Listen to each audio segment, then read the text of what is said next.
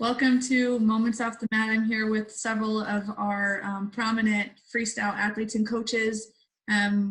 We're meeting together today. This is in response to the George Floyd murder from last weekend and the wave of things that have happened since then. And so we, got together some of our awesome athletes and coaches to kind of talk about what's on their hearts and things that they've kind of experienced along the line. So I'm going to do a quick introduction. So I'll start with how I see the screen. So we've got Kyven Gadson, BJ Futrell, Coach Kenny Monday, Mark Hall, Gabe Townsell, James Green, Jaden Cox, Coach Kerry McCoy, Jordan Burroughs, and Nate Jackson. So before we start with the questions, I'm just going to kick it off to Nate. I know he wants to start off with a little bit. I kind of wanted to preface it a little bit. So we realize that some people are not going to really like or understand or agree with this platform. And I think we all agree that that's okay. Our purpose is to share in what we face and what we continue to face in the greater population, as well as in the wrestling community. We've been blessed and received many benefits being a part of the wrestling community. We aim to educate and give a little bit of our insights on the issues that we face. We recognize that some of these issues may not be known, understood, or thought of as like a big deal within our community, but we represent a wide variety of experiences, and some of the experiences we don't even encounter them ourselves, but we support each other and we support those experiences of others here.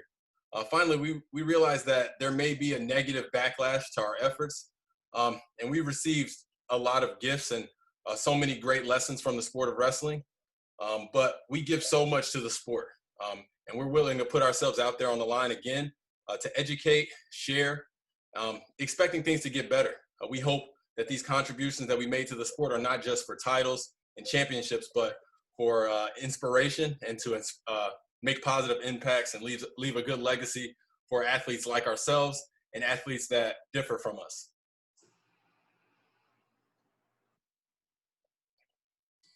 Thanks, Nate. Appreciate that. So, do you just want to start us off with a little bit of background on why we've decided to come together for this forum? Yeah, I think that is a good question. A lot of people can chalk it up to the George Floyd case. And obviously, I think that he was a paradigm shifter where the whole nation saw what happened and had the same reaction. And unfortunately, this conversation is all too familiar with myself and guys like that are in the room right now, Black athletes and Black people in general. So I think that the normalization of this conversation has been tiring and it demands action. So I had a conversation with Kyven Gadson, who's on this call, and that conversation turned into a conversation with Jordan Burroughs and a conversation with Jaden Cox and a conversation with Mark Hall, Kenny Monday, Gabriel Townsell, and all the guys who are here, and then so many guys who are outside of this room. I wanted to be really upfront and just say that we organized this ourselves. We talked about these things because they were issues that directly affected our people. And we're really moved to change because of the next generation. I have kids. Kenny Monday has a kid who's at my university. And when we look at those guys, we see ourselves and we see the immediate needs that they have and then the needs that their children are going to have and their children's children are going to have. So when are we going to stop talking, right, and making action? So I think this is the first action that we can do is to continue this conversation, share some of our experiences, and give the insight necessary to really inspire people to change their thought process when they think about the Black athlete. So just rolling into some more questions. I'm going to start off with Coach Monday. When was the first time that you felt that being Black mattered, or that it put you at a disadvantage when it came to wrestling? Well, thanks for that question, Taylor. I'm glad to be here. Glad to be a part of change and part of this group. Growing up in Tulsa, Oklahoma was just a hotbed of wrestling when I first started wrestling. I was born in 1961, so I grew up in the 60s. And so by the time I started wrestling when I was 4 or 5 years old, and started at the YMCA. And, Tulsa is kind of a place where, North Tulsa, where most of the Black families live, the north side of Tulsa. And so started at the YMCA, it was pretty much all predominantly Black kids that came and staff that came to the YMCA. So my first team was all Black, all Black team. And so when he started wrestling, we would go to tournaments, and we would be the only Black team there. And so I was fortunate to have a coach that was my first coach, had went to college, and he was very skilled and educated. I think he graduated from the University of Oklahoma. So he started the program, and so started out the right way. And so we would go to these tournaments, and, just unbeknownst to us, I mean, we would go in and kids would look at us funny, and families would look at us funny, and not everyone was as welcoming as we thought they should be, right? And so we'd go to the tournaments, and we would just go there to compete. And of course, as I got older, I started to kind of realize that some of the kids didn't want us there, or some of the families would be mad that we were there, and the referees would take matches, and so I started to kind of see the difference, being around the white kids and just actually being in the tournament. And then what I really started to notice was when I started getting better. Started at 5, so by the time I was 6, 7, I was pretty much winning most of my tournament matches. And so then I would get to the finals, and then 4, 5, 6 times, the referee would come into the match and change the match or make a bad call, and I just couldn't get over that hump. So I went to 4 or 5 tournaments where I just wasn't winning. And the referees were just killing us, right? And so and this is a thing that kind of changed my life when it comes to wrestling and my competition. And I came out and I had this one kid that was really good, and he was, whooping everybody. His name was Luke Gilpin, and he was like a child prodigy, right? So this kid was really tough. I had 2 older brothers that wrestled in college, and so he was a wrestling family. So I was first couple of times I wrestled, he was kicking my butt, right? So then I started gaining on him. So I finally got to a point where I can compete with him, and we were at the finals of this tournament. And man, I out-wrestled this kid. And I out-wrestled, kicked his butt, and ended up losing the match. Into the match, I'm like, what happened? What happened? We had a scramble. What happened? What happened? Had him on his back. They got the points. He gets his hand raised. I come off the mat. I'm just in tears. I'm bawling. I'm like, what's going on? Right. And so and I knew that it was a referee. It was a referee, and it's this guy. So I come off the mat, and my dad, he was upset too. But then he came to me and he sat me down and said, look, you can't control the ref. You can't control the referee, right? All we can do is control what you do, in your preparation. The matches can't be close. It can't be close. So you got to take it out of the referee's hands and just take control of it, right? So from that point on, I was probably in the 3rd grade. From that point on, I went back and I started freaking training my butt off and started really working harder. And so then I came back out, and I was so afraid that the referee's gonna take the match, that I was just man, I was just going after it to make sure I was just dominating kids. And everybody's like, what got into this kid, right? And then so, I went on a tear. I think I didn't lose a match from the 4th grade to the 12th grade, right? I lost 1 match in the 6th grade, Tulsa National Finals, and ended up revenging that match my senior year, going for my 4th state title. I didn't wrestle that kid again until my senior year in high school. Got him, beat him 21-2. It was before Take Falls, right? But another thing that I noticed, that not only did color matter, but winning mattered, right? And so when I first started going to these tournaments, and I was getting beaten, that whole thing, but then when I started winning, I started getting respect, right? I started getting respect. People know my name. They go, that Monday kid, or that Monday kid, he's in your bracket. Money's he's in your bracket. And so that made a difference in how people treated me, right? And so they kind of saw me differently than they had saw me before. But then, of course, I saw my team, happen to my teammates, and it was really tough in the beginning. I mean, of course, this was 1965, 67. You know, so it was really kind of a tough time in the country still, right? But my parents were very instrumental in my career, and they would just tell me, and tell our whole team, would just, we're going to keep coming. We don't care if they don't want you here. Of course, it was in Oklahoma again. It was a hotbed of wrestling. Oklahoma State was winning titles left and right, and so I think my first real realization of the Olympic Games was in 1972. I was 10 years old, and that's that 72 team with Gabe and all those guys on the squad, and that's when I really realized what the Olympics was all about, right?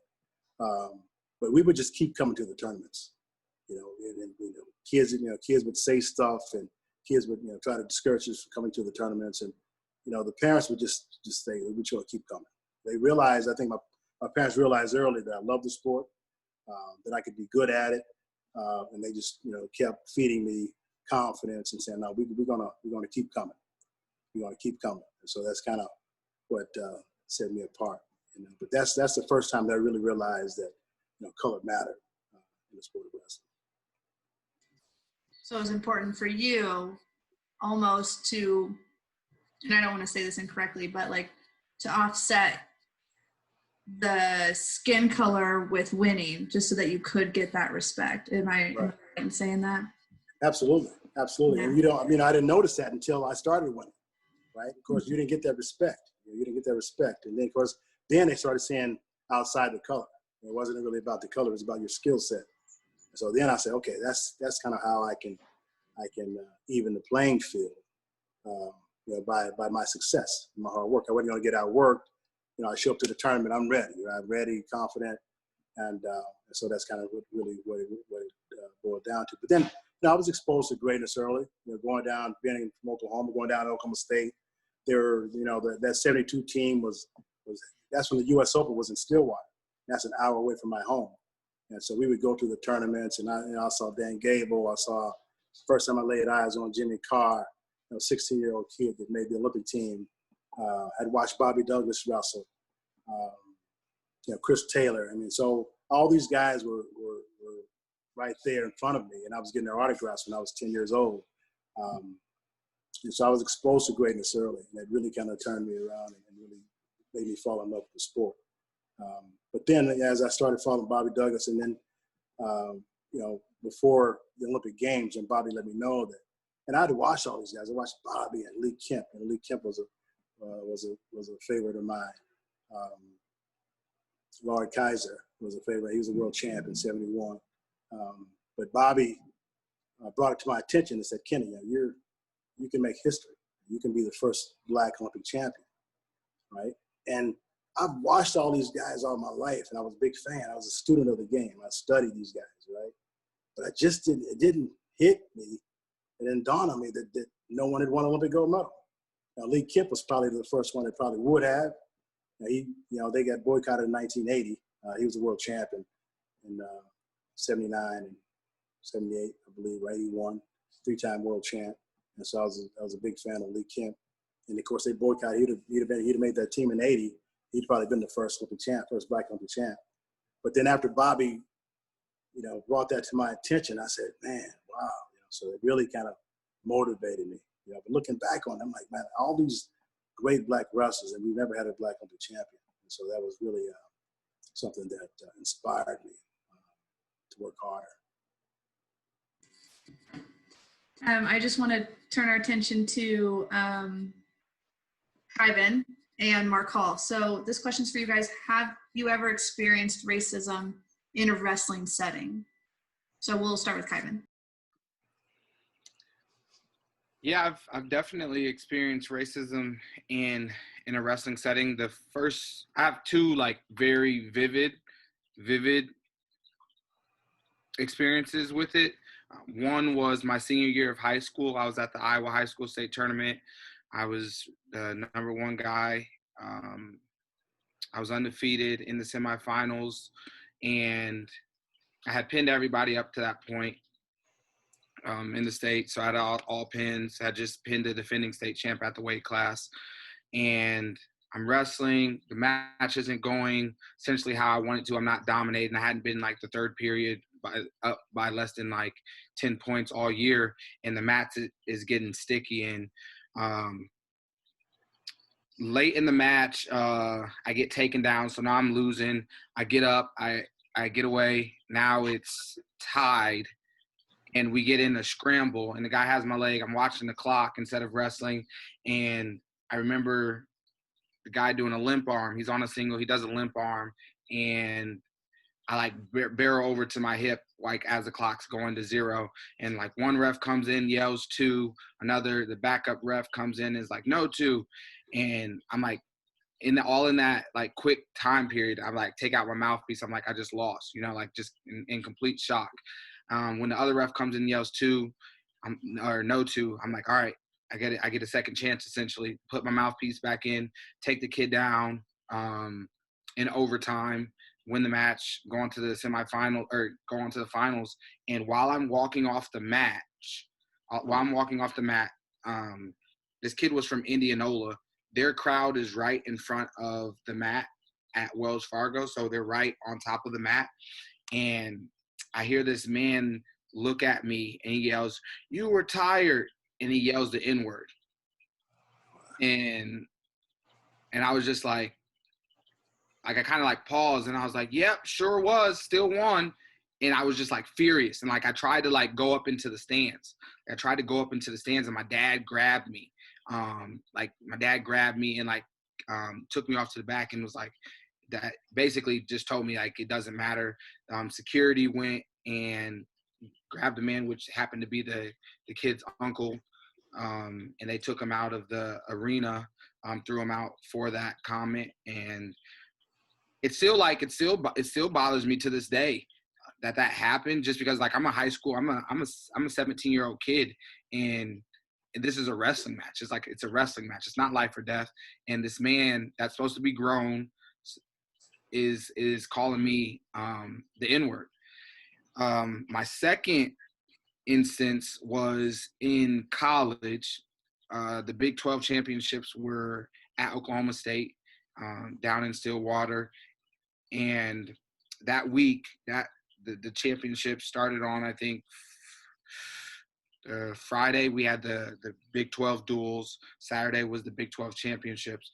That Sunday, I was back home in Waterloo. My dad, that was my sophomore year, my dad was dealing with the cancer, and we had took him to the hospital. So at that point, I knew that my dad was more than likely going to pass within the week. And we get down to the Big 12s. The first day, which is duels, I wrestled Blake Rochalt from Oklahoma State, and I beat him. Questionable match, but just like I had beat him already once in Ames. I beat him this time, and I'm not in like the proper mind frame to wrestle. Like I'm literally waiting and expecting a call to come from home saying your dad passed away and you weren't there because you were wrestling. And so I'm really having a hard time at that point dealing and sifting through the emotions that I'm feeling. And so I think this all led to it.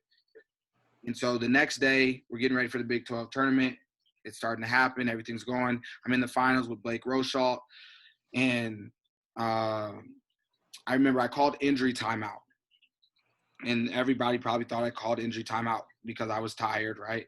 The old adage is, chocolate melts, right?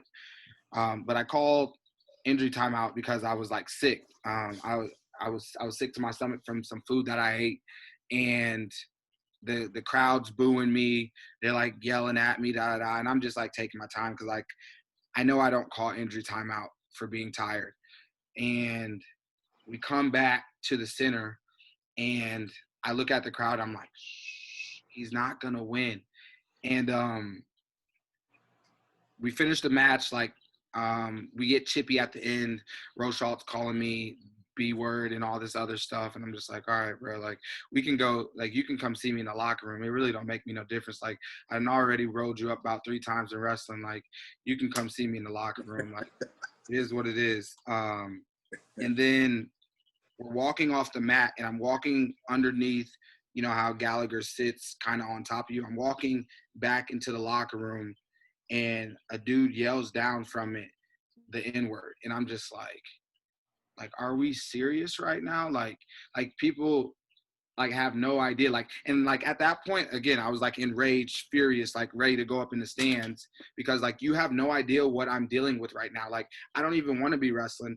My dad's about to pass away. I could really care less about wrestling, representing, you know, at that point, Iowa State wrestling because I'm just angry, right? Like I'm about to lose my father. And then you got another grown man that's talking to a 20-year-old young man calling him the N-word. And so those were the two like vivid explanations where I experienced like point blank racism in wrestling, and they stick out to this day. Mark, what were your experiences like? Yeah, I have two, and one when I was like a little younger, and then one of recent. So I used to wrestle I wrestled in Kentucky my 7th grade year. I had moved there because in Kentucky you can wrestle high school at the high school level and like middle school grades. So, and I didn't really realize it at the time, but one thing I like vividly remember is my dad always just like saying to me like, man, I hope like he knew the rest of the name, but I can't really remember it, but like just remember him saying like, I hope this ref isn't at this tournament, isn't reffing our matches. You know, because for me, it wasn't like a conversation that we would go too in depth about, but as I got older, I kind of realized why he didn't want that ref there. There was plenty of times where, you know, it's just like making like blatantly poor calls against African Americans, and yeah, it's just like something small, but I mean, in a sense, like it's not small. There are like historically bad refs in wrestling, but there are great refs in wrestling, obviously, but for someone to make like poor choices towards someone because of the color of their skin, that's what kind of like once I got older, I realized, you know, there's people out there like that. And then another one, I was wrestling. This year we were wrestling at Iowa. It was like, and I'm sitting in the back end ready to wrestle at Carver Hawkeye. And it's me, like 4 or 5 of my teammates just getting ready. One had already wrestled, so you know, just a group of us just sitting in the back, relaxing, doing our pre-match stuff. Right after halftime, or right before halftime, and this kid who was going out to do like the big like bubble ball thingy or whatever, like running around like a chicken with head cut off with a big old bubble around himself. He like, I remember this like vividly. He just stares me down, goes, "Mark Hall, you suck, B-word," and walks off. And to me, I don't know. I mean, maybe it was racism, maybe it wasn't. But for me, I mean, there's me and 5 other teammates back there getting ready to wrestle, and he chose me to say that too. And to me, like, it just like, it rocked me. I was seeing red. I remember Coach Casey just kind of telling me like, just relax. Like, you got to wrestle. There's, you know, there's obviously a bigger thing. Like, don't listen to it. You know, go put your headphones in, go sit in the back, or whatever. And that affected me big. You know, everyone's seen that match. I go out. I'm furious. I throw camera. I threw him too hard, and that's usually a position I'm really good at. I just threw him too hard, just from like the blind rage that I had from that type of encounter. And to me, I mean, like I said, maybe it was racism, maybe it wasn't, but there's no room for that in a college wrestling setting when, like there's that kind of thing going on in the world. So those are two like pretty big examples that I've been a part of and that I've been able to go through and learn from. And sad that anyone would have to go through something like that. Yeah, I've definitely felt it in the Iowa and Carver for sure as well. So I understand what you're saying. Hey guys, like we were talking about before we got on here, if others wanted to speak and just kind of hearing back, and even we spoke on it, like how a lot of this brings up a lot of either past things that happened. It just dawned on me a situation I was in even younger, and it's important to bring to light just how we were talking about he's first coming up on an all-black team, and I was in a similar situation, being around an all-black team. And as we progress and get through the sport, obviously color kind of fades, and you're around predominantly white guys. So I remember being in a setting, junior duels or one of those dual tournaments, and where I think it was me and maybe two other black wrestlers, right? And we have the breaks in between the matches, and you're getting set up to prepare for the next match, and the whole shuffle of people switching match and whatnot, a kid, he loses his phone, and right, me and two other kids we're the only black people on this mat, and he's like, "Hey guys, I know you guys took my phone. Can you give me my phone?" And when you look to your left and your right, and you're the only black people, it's hard to defend yourself, right? You're looking to your left, your right, and most of the time when we do go on these travels, we're with our coaches, who most of the time are going to be white, that are bringing us to these events, and there's this big back and forth. Give my phone. I know you took it. No, we didn't.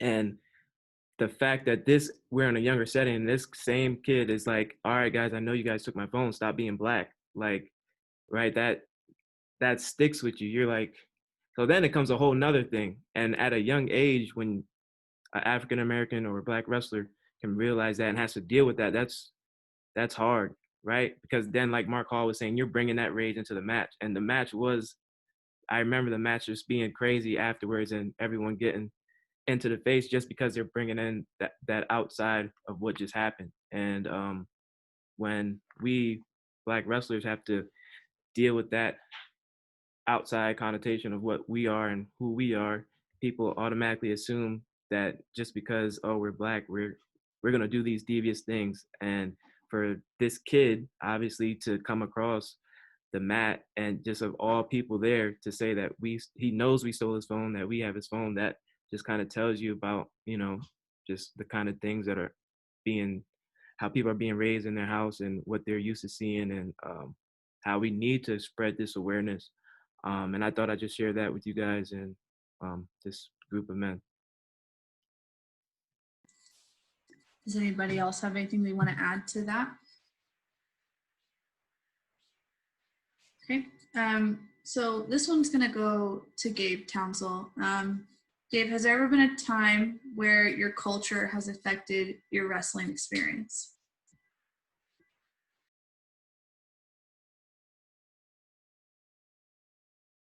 Still muted, I think. Okay, there we go. I was saying, I think that's something that these guys have already touched on in various ways. And entering the sport of wrestling, there's this necessary distance between cultures in a lot of cases. You don't necessarily feel that distance unless you need to, but there's a difference in how close teammates who look alike tend to get relative to how close they will get to us, and how much they'll be willing to understand certain cultures in a lot of cases. And I have two examples that come to mind when I'm thinking about either the culture of teams specifically, or even the culture of the sport as a whole in reaction to Black people succeeding. So in high school, I went to Oak Park and River Forest High School. We were coached by Mike Powell. A lot of people who are familiar with that program as of right now. But at that point in time, we had some solid guys. We hadn't been as good as we ended up. I mean, guys like Sammy Brooks have gone there, Ellis Coleman, LaShawn Coleman. We've had successful people in the past, even as far as Pete Schulte. But like the team in the past was a majority white team. We were in the suburbs of Chicago, and a couple of my friends and I, we all came to Oak Park at the same time, regardless of, where we had been planning to go before. For whatever reasons, we all ended up in the same place. And because of that, immediately, there were 4 Black wrestlers on our team who had been succeeding at the grade school level, who were targets all of a sudden. Our addresses were being posted on message boards. There was a suspicion that Coach Powell was buying an apartment for all of us to live in. We just had to be moving in from out of district with the intention of cheating. There's no way that we could have lived in those suburbs on a team that had in the past been predominantly white. And I can think of a couple times where that really impacted how my day-to-day went. One of which was that there was a residency officer who would come to the residences to see if, there were people who were moving in from out of district. He was a former FBI officer. He's since been fired for doing exactly this. I lived with my dad's high school coach and his wife. My dad's high school coach was the closest thing that my dad had to a dad. But for all intents and purposes, I needed to get out of the neighborhood I was in for a lot of reasons. There was a lot of gun violence in the neighborhood. People had attempted to rob me. I've been shot at. But I also knew that there was no wrestling in the city of Chicago outside of private schools. And I wanted to end up at a skill level where I could take my talents to the college level. So I moved out of the house from my family, and they came to assess it when I was going to live there. I had already moved in some of my clothes. I'd moved in pictures, that type of stuff. And the officer comes in, and this house that my dad's high school coach and his wife lived in, if it's sold now, it would sell for north of $1 million. It's modeled after the Frank Lloyd Wright houses that are in the same neighborhood. But when this officer came in, he said that the conditions were unlivable. It was clear that no one had ever lived there, and that it was very obvious that I wasn't living in district and was just using their address. And so I would get a letter every day that said I didn't live in district. And like I said, they had posted our actual addresses as being places that they were suspicious of being funded by our coaches on message boards. And so we would have workouts as early as 7 a.m, and there would be private investigators hired by parents from other teams across the state who would be following us to our workouts to make sure that we were walking to school. So there would be a couple times I would just zigzag to make sure they were following me. And of course they were.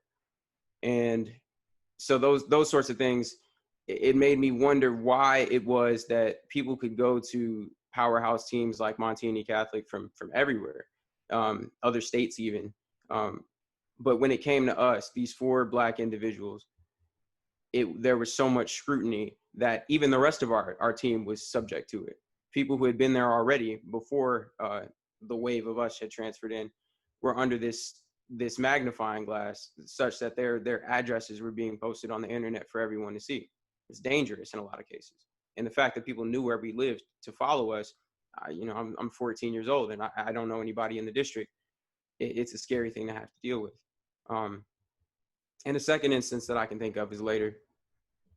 As I mentioned earlier, there is that cultural distance that comes with coming from a place where you're used to being around a certain people who understand your experience. Even just being in Chicago, whether it was around people who were Black or not, there was an understanding of the Black Chicago experience. And there's an amount of culture shock that comes with even coming to a place like Oak Park, but then going to a place like Stanford. It was pretty clear to me that there weren't very many people who could understand facets of my culture that were, specific to how I came up. One example that I can think of off the top of my head was we were about to wrestle in a duel in San Diego, the Battle of the Midway. And at the time we were in Bakersfield, I get a text on my phone that says that one of my friends has been shot and killed in a safe part of Chicago. And he had been shot 14 times. another one of my grade school friends had gotten shot in New York, and one of my club team coaches had just passed with two of his kids who still wrestled in high school. And I got all of those texts around the same time from different people. And I actually saw the video on Twitter of my friend getting shot. And I had to take that trauma with me, move forward, and compete the next day. And once it was clear that something was different, I told everyone that, you know, I had suffered this loss, and that, you know, it was weighing on me at some capacity, but the only way that I could find it within myself to move forward was to imagine the fact that they were looking down on me about to see me compete, and they would have wanted to see me do well. So the next day we wrestled a duel in the midway, and I blast double the kid in the first couple seconds. And then after that, let him go. And I hit him with a cement mixer. I pinned him in the first period. And everyone's patting me on the back. Everyone's congratulating me. You know, the whole crowd is going up. I have this chance to celebrate this, posted over social media on all these different places. It's you know, it goes viral for all intents and purposes within the wrestling community.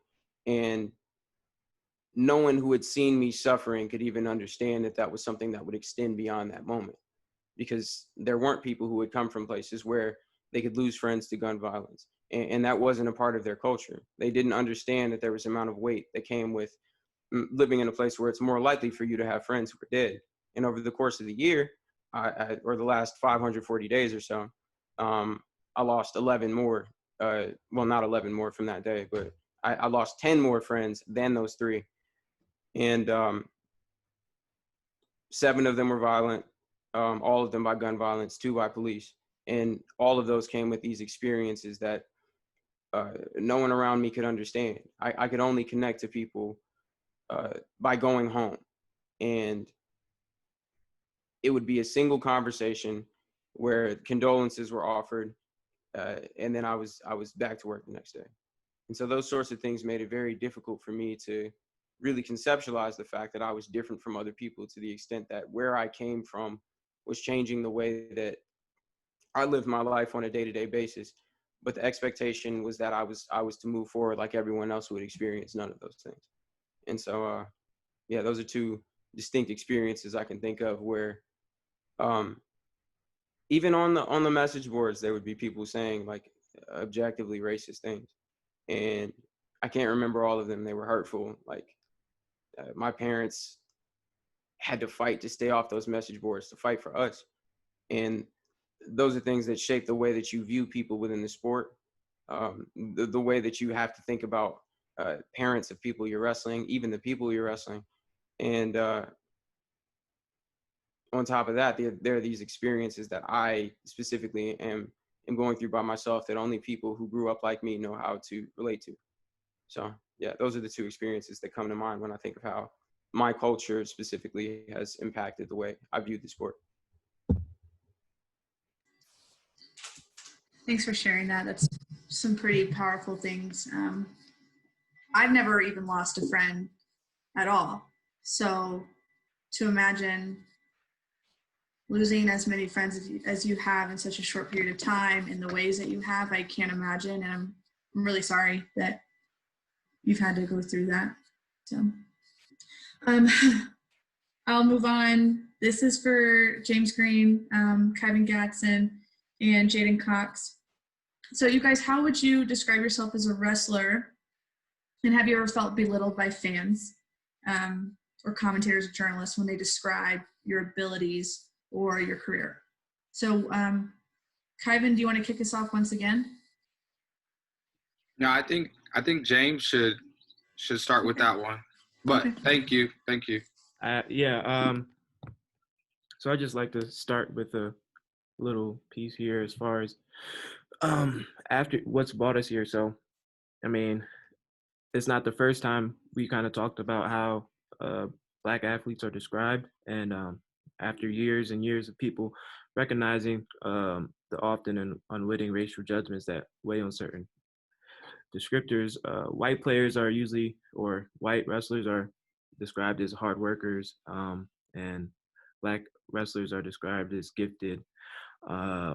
White wrestlers are intelligent. Black wrestlers are have instincts, and there's still pretty marked difference in how players of different races are described, and showing you the cliches and attitudes about race die extremely hard. And to that point, yeah, there's always a time when you ask around the wrestling community as far as you know, how what makes Kyven good, or what makes since Jordan good, and rarely it's described as, you know, him putting in the work, and diving in as far as being an intelligent wrestler. A lot of times people, you hear, you watch matches or read things, and it's, yeah, if he wants to score on you, he's just gonna shoot through and score on you because he's so strong. He's gonna put his hands on you, snap you down, and just run right through you. Like, there's never um, uh, described as far as him moving his feet, setting up his opponent, and timing, using the timing to shoot through and shoot to a leg or get to a single leg or counter offense. And just to compare, if you ask anyone, you know, what made John Smith good? Oh, John Smith, he always moved his feet. He was in and out. He was faking. He knew how to set people up. He was hard to score on, and you know, the list can go on. And it, as growing up as a wrestler, the black wrestler, it's like knowing that you have more to give, and knowing that you put in the time, knowing that I've been in the wrestling room and I'm more than just athletic. I'm more than just strong. It's, yeah, it's hard to deal with, especially because I know I put in the work. I know that I work on timing. I know that I work on setting my opponent's feet, or even studying video. Even the Kyven talking earlier, how we go about if we suffer a loss, or why we lost. Right, chocolate melts, and that's far from true. There's a lot of white wrestlers that have lost matches from just being out of shape. And how that's explained is just like that. Is, oh, today's not his day, or he's just a little tired. But if we're talking about black wrestlers, you know, it's already perceived that going into the match that we're not going to hold up. We're going to get tired. And time after time, if you look through matches, you see a lot of black athletes or wrestlers strive from whistle to whistle, and work to finish a match just like their counterparts. So, I mean, we could talk about it all day. That's just my point on it. I can hand off to Kyven. Yeah, I'll go ahead and go on this one too. So for me, whenever someone would ask me, like, how would I describe myself as a wrestler? I would say I'm adaptive, I'm resourceful, I am calculated. You know, I'm unique. You know, the way that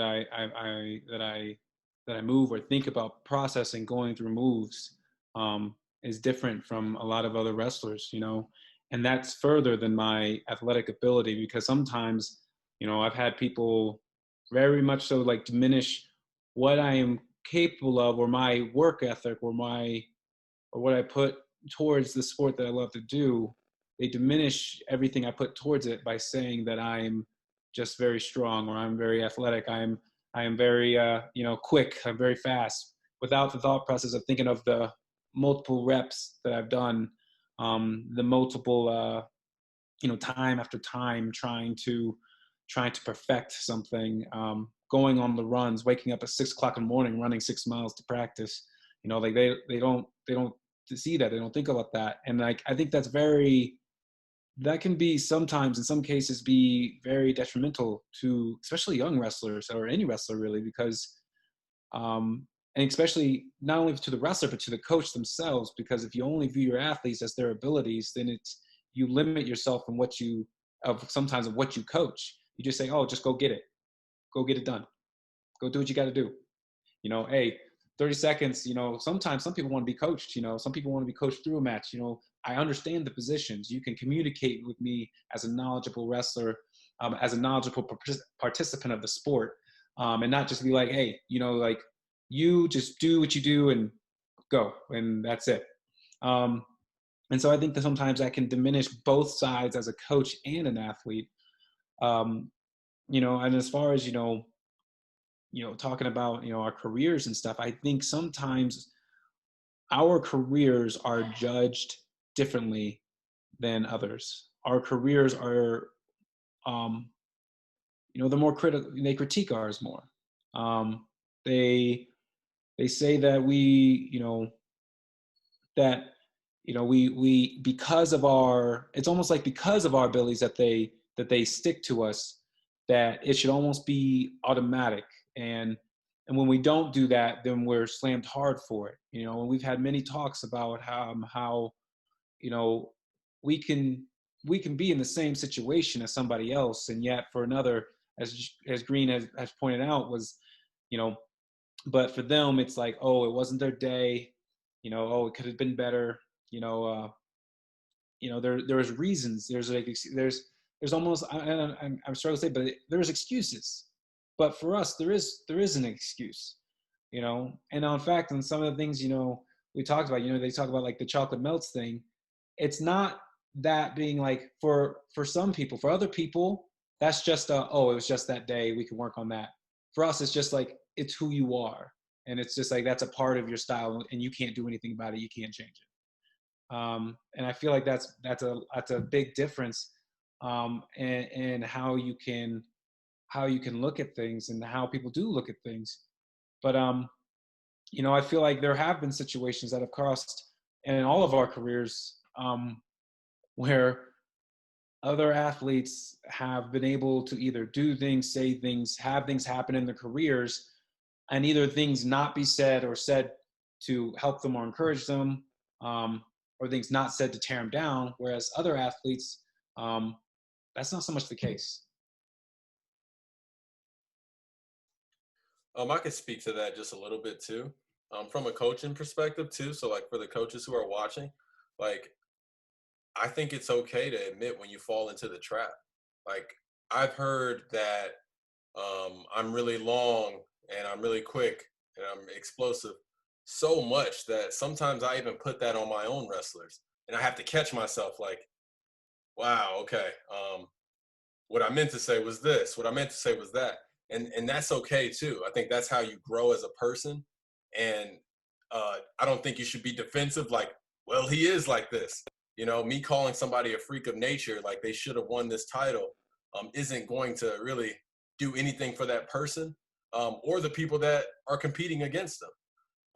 This person wrestling didn't wrestle up to his ability versus this person wrestling calculated and intelligently.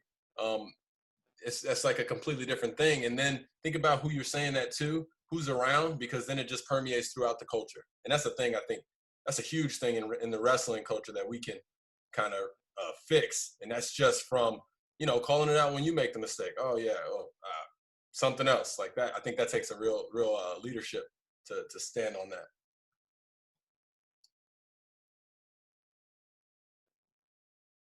I think, personally, I think that flows like really well into the next question.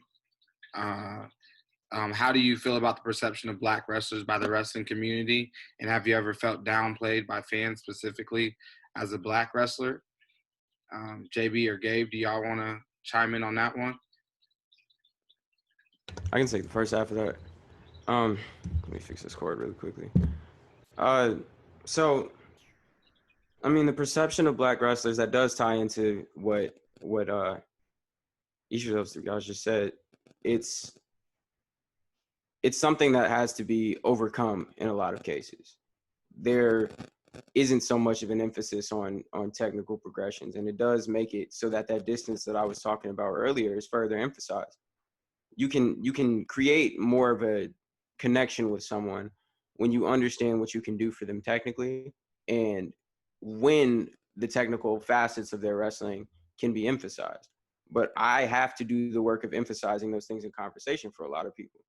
For instance, when I'm talking about elite wrestlers in America, when I'm talking about JB to a lot of people, they're always like, the double leg, or even his hand fighting if they want to give him more credit than most people give him for the double leg. But no one talks about the amount of technique that goes into the effectiveness of his legs. No one talks about that. People don't talk about his end of match scoring strategy. People don't talk about even the adjustments that he's had to make over the course of his career as he's getting older to be able to keep competing at a high level. It's always, well, he's athletic, he's explosive. At some point, it's going to catch up with him. He's getting old. We're waiting for him to lose, essentially. And that's something that always stuck with me. People don't always talk about how technical Jaden's defense is, or what technique even comes with what looks like timing. And a lot of those things are attributed to instincts. A lot of those things are attributed to the fact that work itself could not have been what generated that, those habits, those just necessary background tendencies that we see time and time again that we can count on Black wrestlers doing in competition. So I feel like within the wrestling community, there's a bit of limitation that comes with technique, that comes with personality, that comes with conditioning. And those stigmas are only reinforced by the fact that there are other things happening. There are people who legitimately think of us as less, and there are people who don't think that way at all, but have grown up in cultures where they've been connected to people who think that way. I think that addressing how at times racialized words like athleticism and speed can be, I think addressing that is a necessary component of our plan to move forward in understanding one another better. Because I know a lot of athletic white wrestlers. There are a lot of people who have come from dual athlete parent backgrounds, and those things are technically attributed to savvy and slickness in a lot of cases, as opposed to what would be called timing for us because it looks different. So the perception of us within the sport seems to me at times to be limiting, and it can lead to the second part of this question, which I think is a lot of high-level Black wrestlers being downplayed by fans or media even. Yeah, I can speak to that. Getting younger every day, bro. No, I think for me, the experiences that I've had in the wrestling community where I've felt like people have downplayed the significance of what I've done typically is in the process of describing legacy. I think one of the things that I realized was legacy is deeper than how many titles you win. It's more than just how many goals you bring home. Really, it's about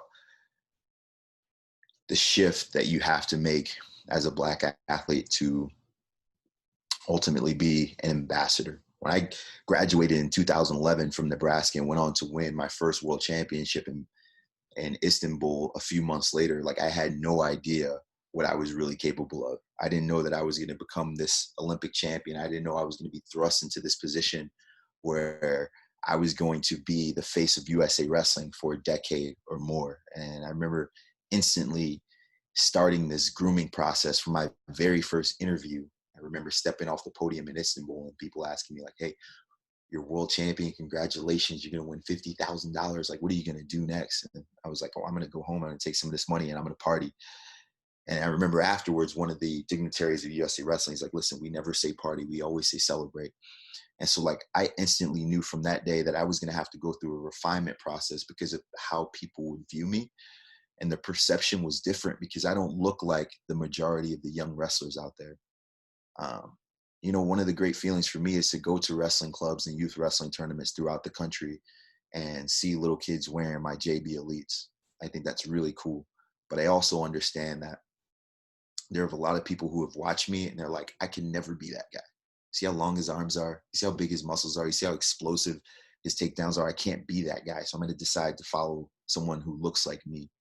And I think I've always tried to confront, who I was at that time so I could become this more appealing athlete where I could transition into this person who transcended wrestling and really was able to widen the scope and broaden the audience from a wrestling perspective. But there have been times where I've been reminded, no matter how well you do, how much you compete, how eloquent your speech, how great you are in interviews, how personable you are, how charismatic you are, people still won't like you. There have been times where I've had people that have written under an Instagram caption just said, I'm sick of JB.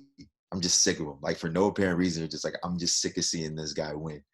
And there have been instances in which I felt like people just don't desire for me to win just because they want to see someone different. And regardless of how I've represented this country and how much I've done, and how hard I've worked. But yeah, I can attest to some of those things that Gabe was mentioning, where I feel like there was a time in which I started to transition from I want to win to I need to prove to people that I'm working equally as hard as my contemporaries and that my technique is as sharp, I'm as savvy, I have the same amount of mat awareness, my IQ is as high. And you start to delineate from where you originated, where you're just like, I'm tough, I'm strong, my technique is on point, and you start to be the guy that people desire you to be, just so you can be appealing. And it's a difficult position to be in. So I think about our positions as wrestlers. We're all amazing athletes, we're all men of honor, we all have voices. And I think particularly over the last week, I've really seen the significance of being downplayed as a wrestler when we speak up on matters pertaining to our culture. I posted a picture of George Floyd last week on Wednesday, and on your IG, you have, if you're verified, you have insights, where basically it shows you the metrics of your likes, your feedback. It shows you your followers, how many followers you gained that day, how many followers you lost. And on that day, I lost more followers than I had in the last month. On the day that I posted a picture of George Floyd, I lost more followers than I had lost in an entire month. And it was wild to see that red line dip down on the day that I had posted George Floyd, because I thought that was one of my more impactful posts. And it was really meaningful to me, and it resonated with me. And I really wanted to speak on what's going on in our culture.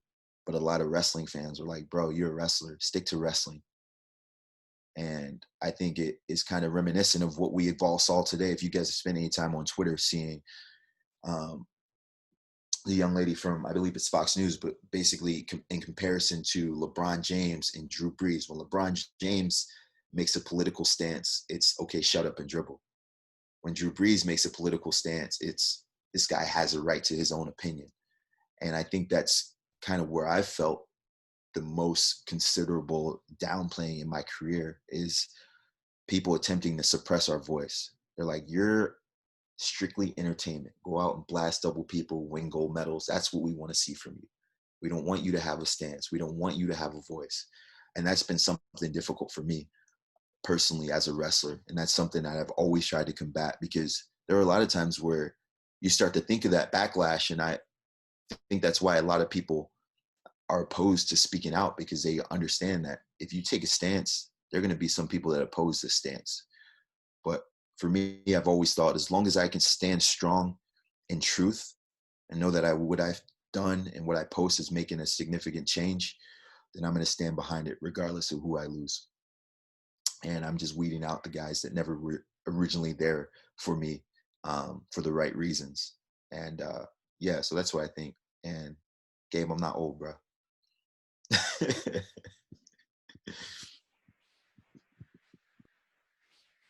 Jordan, I just want to ask a follow-up question to kind of what you just touched on with social media and being able to use that platform. Is there a point in your career where you realized how impactful you could be using like your social media accounts? I did early on. And, a lot of people will look at me and be like, oh, this guy's a branding genius. He's done a good job. He's been like a pioneer in wrestling. But really, I got lucky. I remember creating my Twitter and my Instagram when I was a senior in college. And I didn't want to just be Jordan Burroughs, at Jordan Burroughs. I wanted to do something different. And so I was thinking like, man, what could I do here? And so I remember thinking, okay, what's my mindset whenever I go into a tournament? I want to be the champ. I want to win. I want to stand on top of the podium. What about all I see is gold? And I remember when I first made it, I thought it was kind of corny.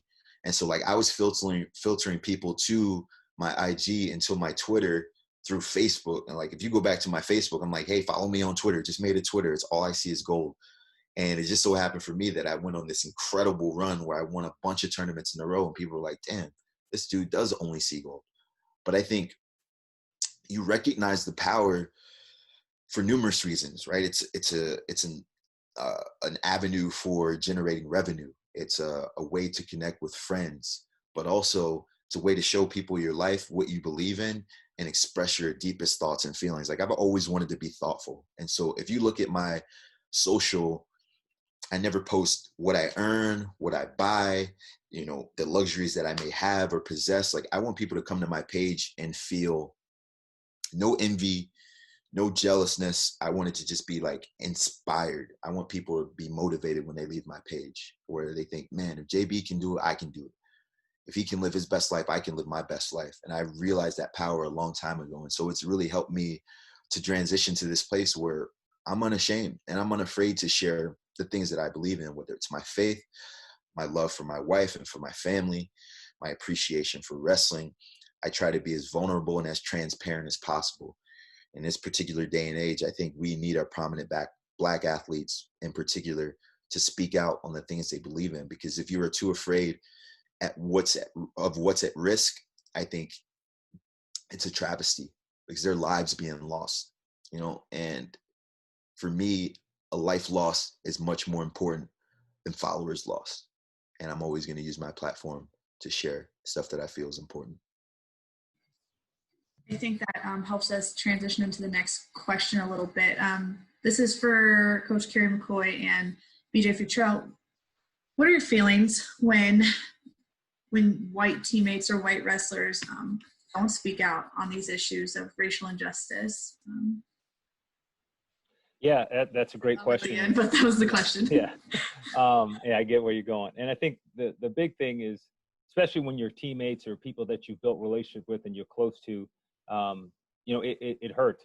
It's one of those things where, you know, when you're on a team with someone and you're going to battle, you're putting the work in, and, you know, they got your back. And so this is a different kind of battle. So if the perception is that they're not there, they don't have your back, it hurts.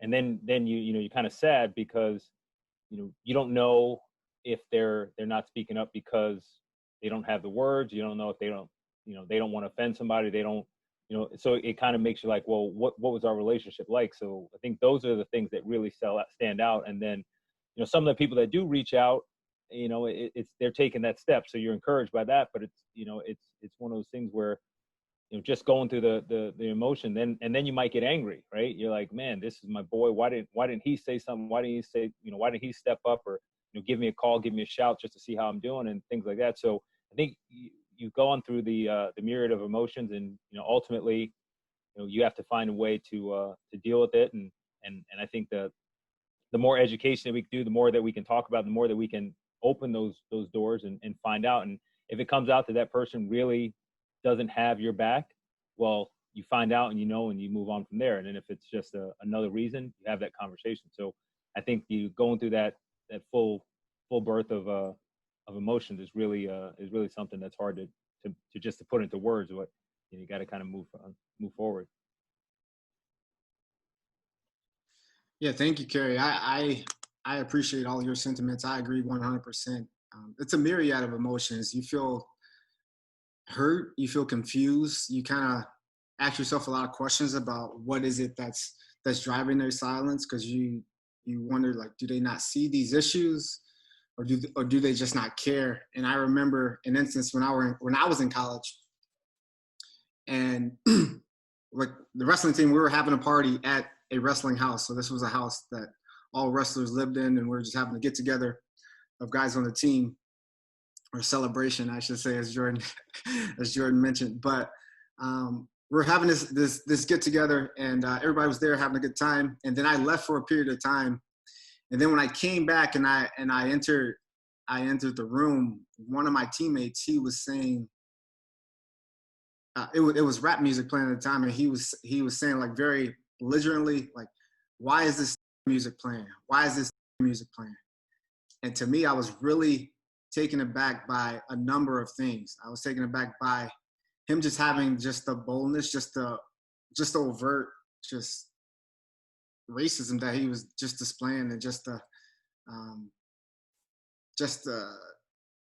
it was, his choice of words was really like, I think it was just revealing of kind of where his heart was at the time, but also it was really eye-opening to me that nobody else on the team like cared to stop him or say anything about it. I think it would have been really impactful for me if the party just would have stopped and everybody would have let him know that that wasn't okay, but that didn't happen. So when instances like that happen, a lot of questions are definitely raised. And now looking forward to where we are right now in 2020, and you have an instance where George Floyd is essentially lynched by a police officer, it makes me question, well, this is my teammate. This was somebody that I consider my friend. Like, if he was in danger, if he was in a situation, I would try to help him. Like, would he do the same thing for me?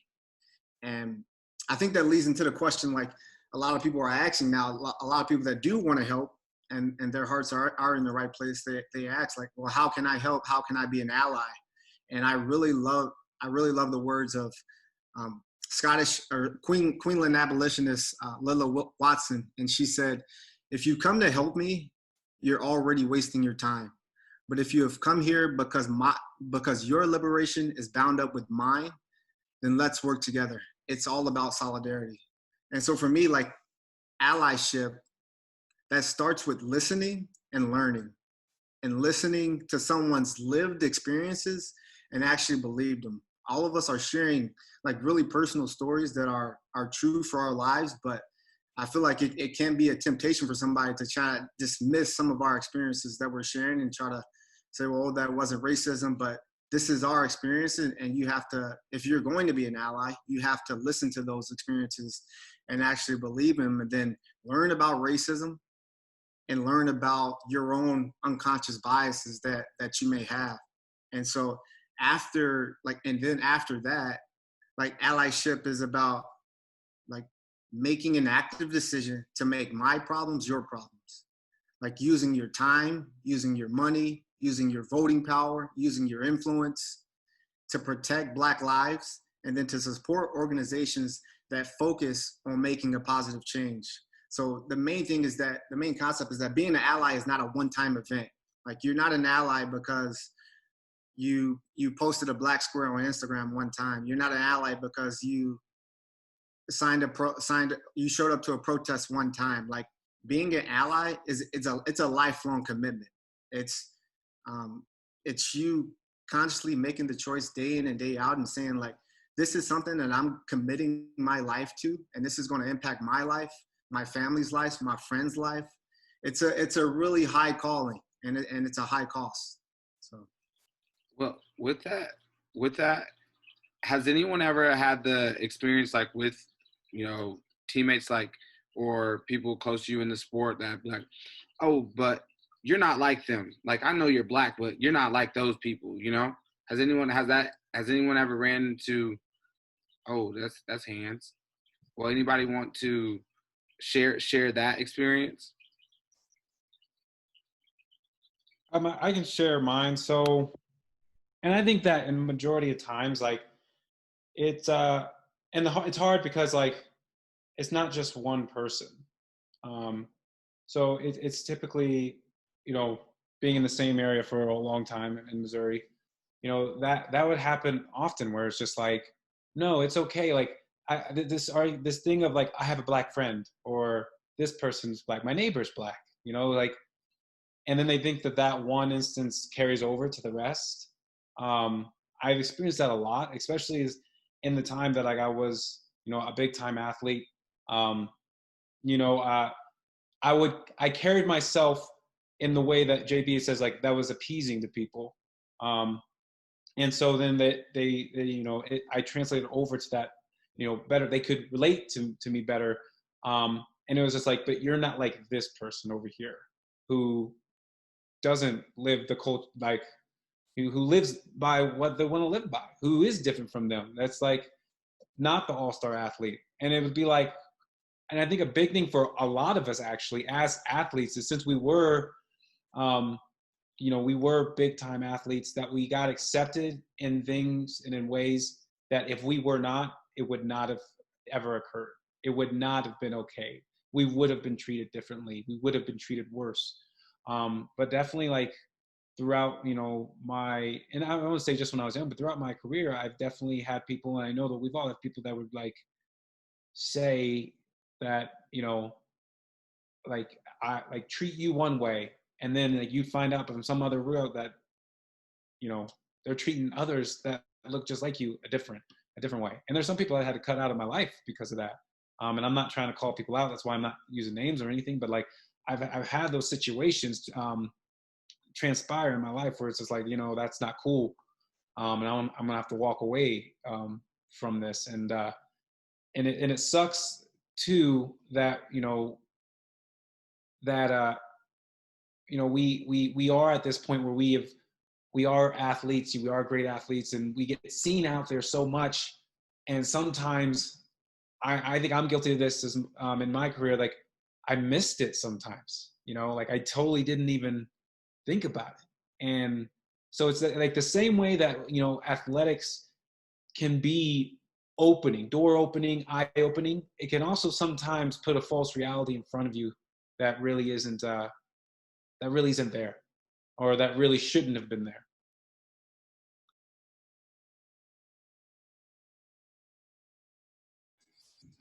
Thanks for that question, Kyven. I do want to touch back on something that Kerry and Jordan kind of alluded to when it comes to speaking out.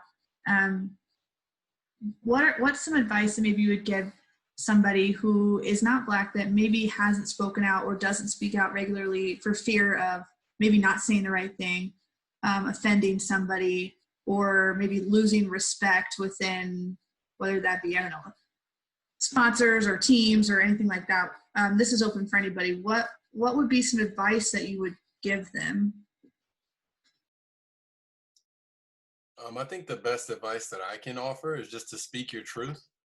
Speak your truth, and you have done something for somebody to allow for that information to permeate, right? So if you lose a friend because you spoke your truth, like, that's really not up to me to decide. But you allowed for the conversation to continue and not be unheard and not be ignored. So you allowed for somebody else to spread the information for somebody who may need to hear it. Yeah, and I would add to that just the idea of, you know, kind of shedding that fear of saying the wrong thing, but also prefacing it by saying, hey, listen, I don't know if I'm saying this the right way. I don't want to offend, you know, I'm trying to learn. And, you know, so you give yourself that rawness that Jordan was talking about, to open yourself up and say, you know, I might get this wrong, but I'm trying and I want to learn. And if I get it wrong, you will be able to correct me, versus if I never say anything, if I never, you know, venture out on that limb, then I'll never know if I was wrong to proceed. So I think just having that rawness and being unafraid to make a mistake, but if you make a mistake or if something comes out the wrong way, be ready to make that correction and move forward. And that's what I was talking about the education. You know, once you learn that education, once you get that point of knowing what people are going through, that should change your perspective, and that should change the way you move forward. Anybody have anything else they want to add? Well, I was going to say that I think that another thing too is that, like, I'm all for educating. I think people should get educated, and I think that's why, one of the reasons why, because there are people that are in the middle on a topic like this that don't know how to swing either way. You know, and I think that you also have to understand the importance of what it means for you, even if you are, you know, if you aren't Black, if you are someone who's whatever race you are, if you know, you see these issues, and when you don't post something, it makes you know, the opposition feel like, oh, I can do what I want, because, you know, even if anyone sees me do this, I can say what I want, do what I want, and there's not going to be any opposition to me. And so I think, like, you have to understand, like that they take that and they use that as the fuel to be able to, like, I can do what I want because I don't have anything in my way to stop me. And no one's going to say anything to me. And so I think understanding the importance of just saying something, you know, saying where you stand, there is an importance to that, because it's either you stand against it or they know you're not going to stand in their way. And I think that you also have to understand the importance of that. Gives your voice a lot of meaning behind the things you say and what you represent. Thanks for that, Jaden. I'll move on to our next question. This is for Gabe and BJ. What adjustments have you had to make as a Black athlete in a predominantly white sport? Who wants to start off with that one? Okay, Gabe. Gabe, you're muted.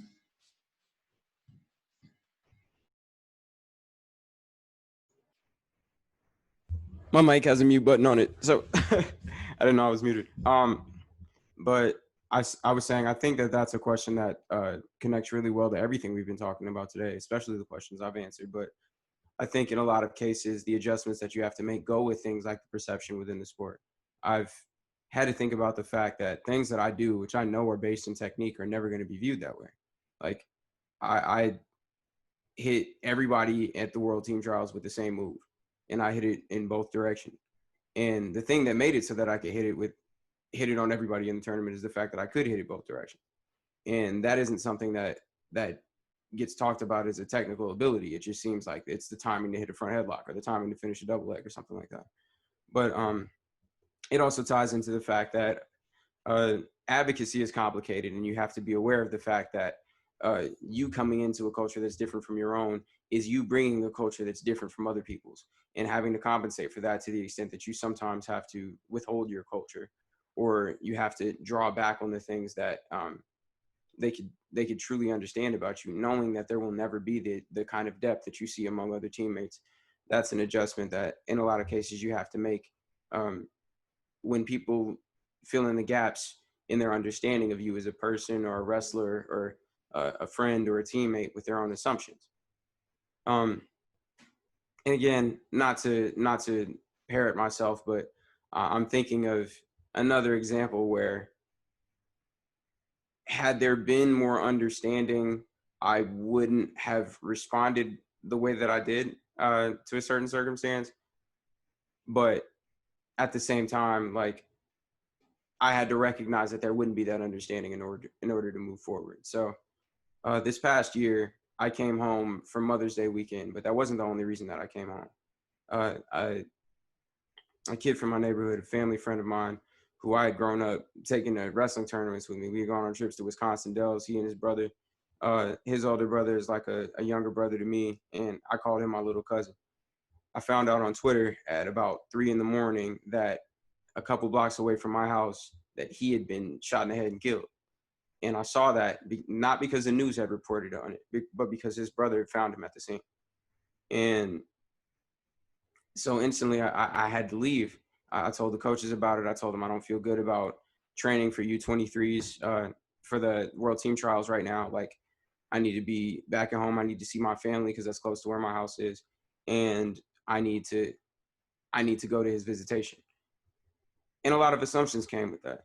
I think that because there was a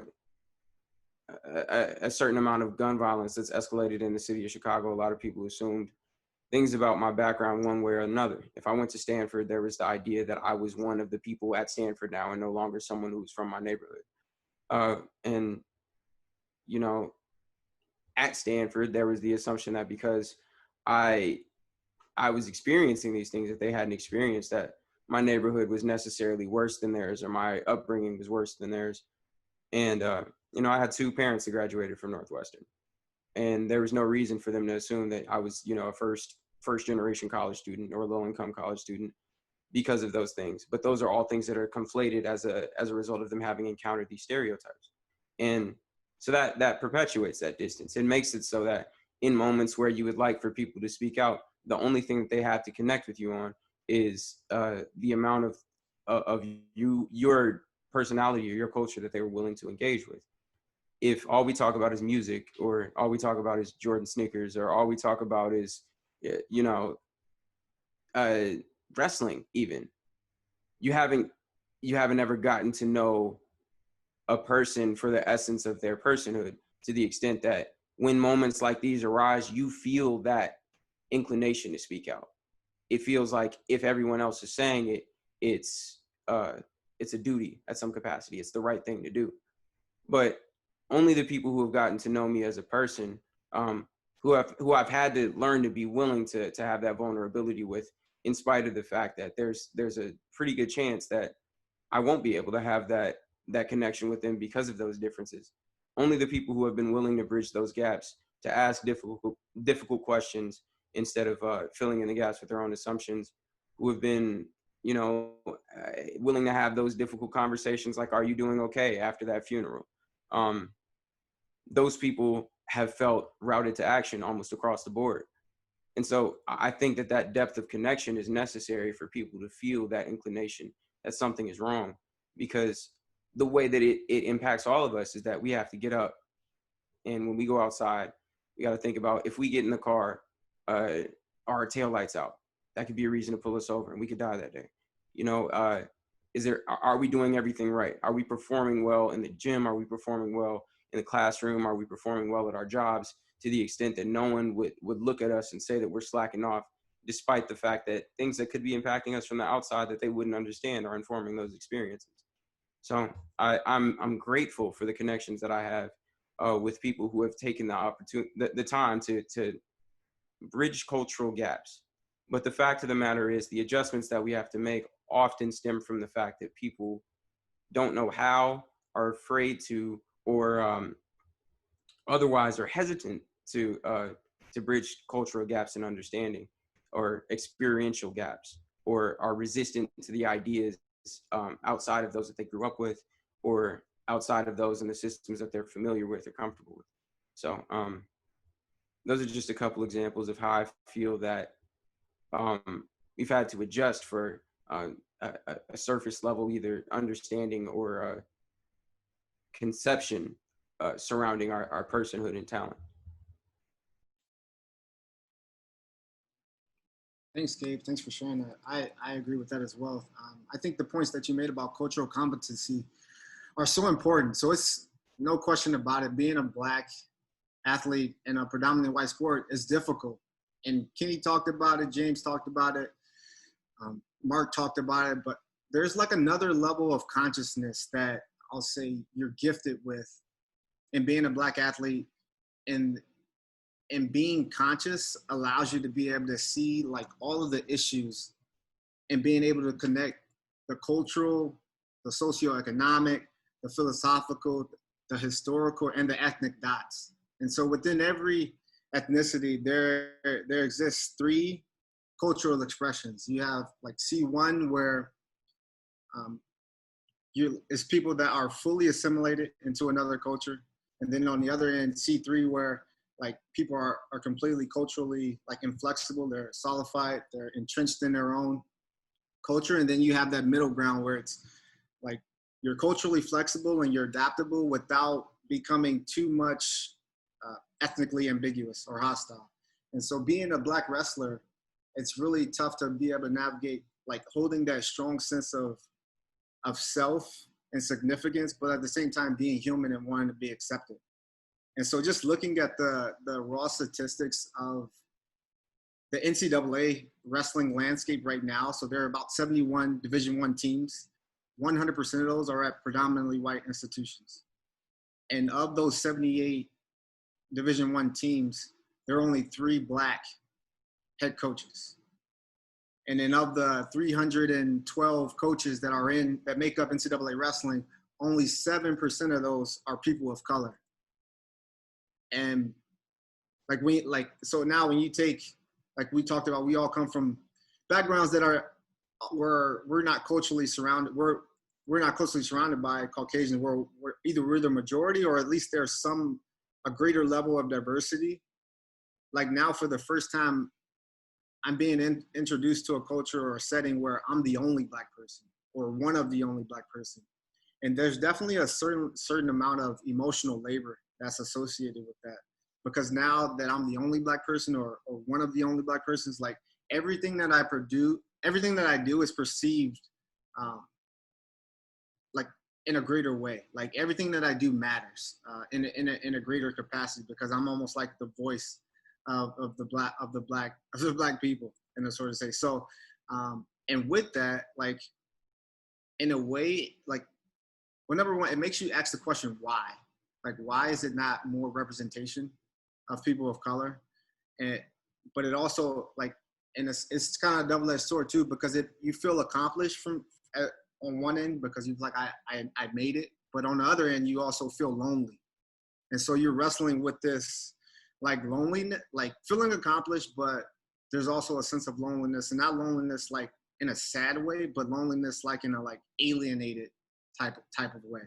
So, so connecting that back to what Gabe was saying with that cultural understanding, like that's huge, because like looking at my relationships that I have on my team, like a lot of them like were really great relationships. I had relationships with guys on my teams, and we were able to bond and connect over wrestling, over school sports, and maybe even like some social interest stuff. But it was difficult to have those relationships to be able to go to a deeper level, because there was a lack of education. There was a lack of those cultural competency. So within making adjustments as a Black athlete in a predominantly white sport, like one of the things you do, like I feel like I had to create my own support system in a way.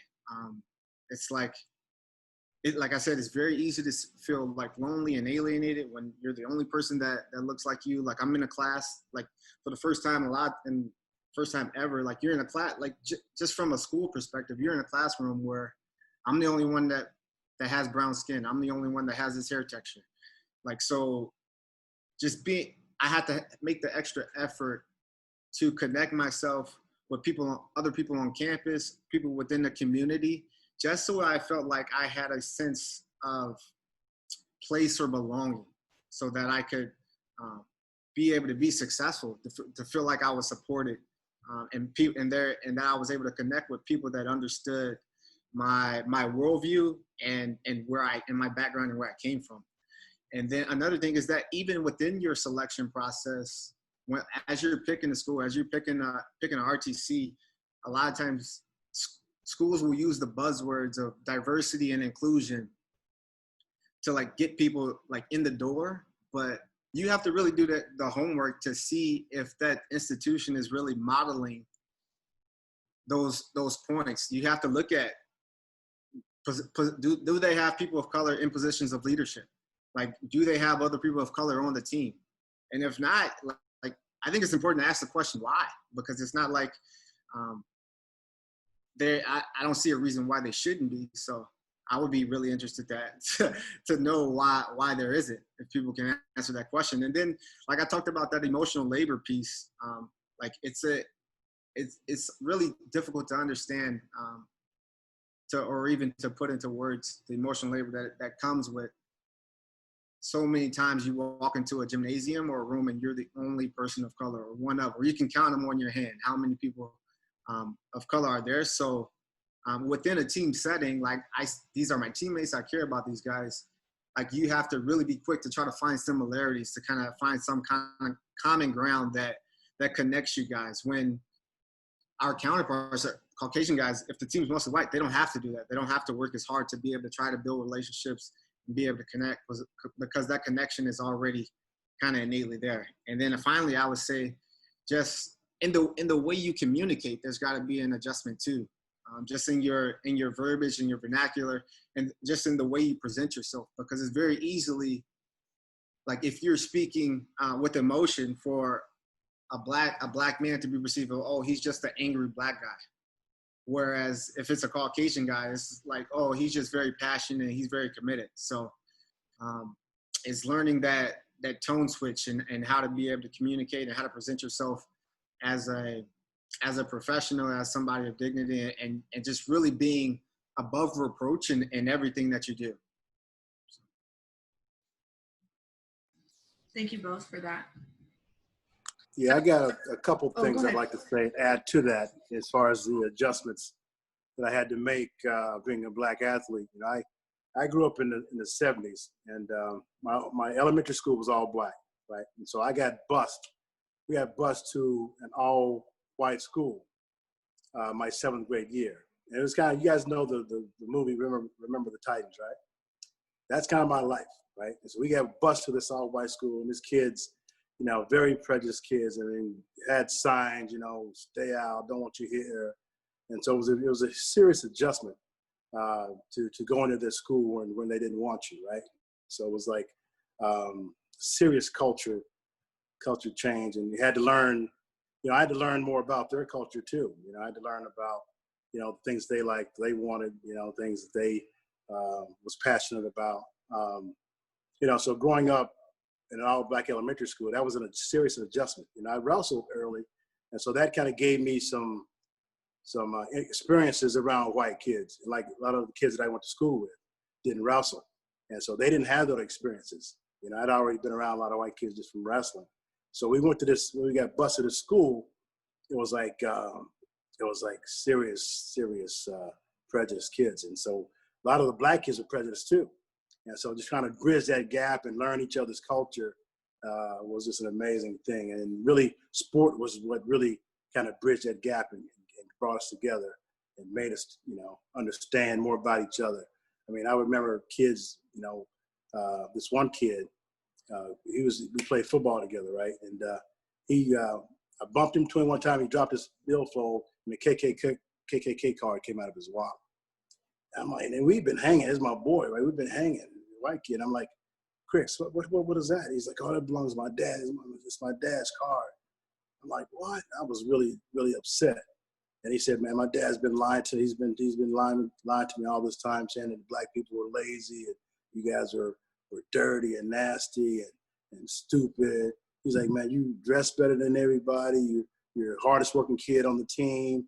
You're smarter than everyone in the classroom. So my parents have been lying to me all this time. We fuss all the time because I'm trying to tell them, Dad, they're not like that. They're not like that. But there was a lot of kids that had that story. A lot of kids where their parents were telling them that, black people were just, the dirtiest people. And so that's why hate is taught, man, because these kids that they grew up and they just were taught that. I mean, and we all know that, hate and racism is taught. You don't just come out, racist, so that's, but I had to learn more about their culture than they had to learn about mine. So it's kind of a cross section of experiences that kind of brought us together. Kind of to sum that up, I would say the reduction of the black experience to being something that could at like any capacity be thought of as simple is what sometimes complicates things. And the willingness of people to bridge those gaps is the thing that makes a lot of parts of our sport beautiful. The unity that can come from that is something that absolutely can't be overstated, because without it, Oak Park wouldn't have worked as a team. Without it, even Stanford wouldn't have been able to do what we were able to do. But the thing that a lot of people who are watching this are going to have to understand is that there are only so many ways so many new ways that you can connect with a person without making the effort to do that. Even if it's somebody that you feel really close to or really connected to organically, as long as there's that distance, that unity can't be achieved. So being willing to listen, being willing to learn, being willing to accept that there are things that you might not understand at the beginning of interactions with people who don't look like you is not only something that's necessary for all of us to move forward, but it's something that I think that everybody in this Zoom call at some capacity has had to learn in order to be able to transcend the sport to the degree that they have.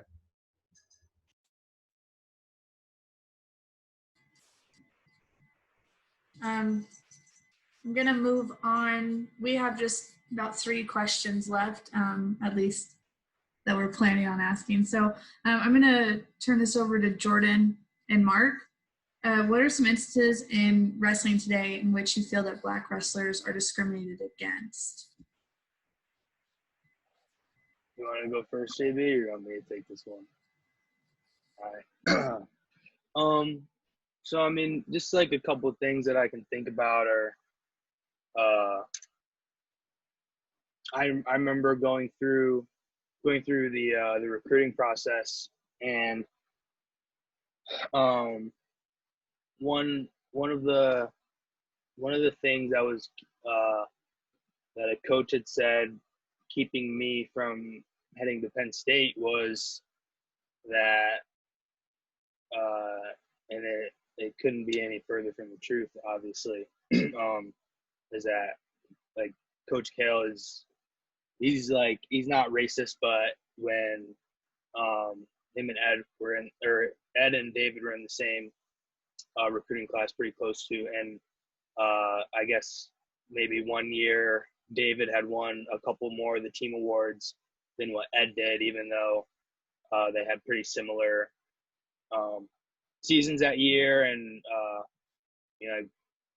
should have been maybe even like a co-champion kind of thing for that award. And to me, that just and I didn't know, and I'm glad I kind of learned how to look into those things and see it with my own eyes. But I couldn't picture my life without Penn State, and coming to Penn State and seeing and being on this team.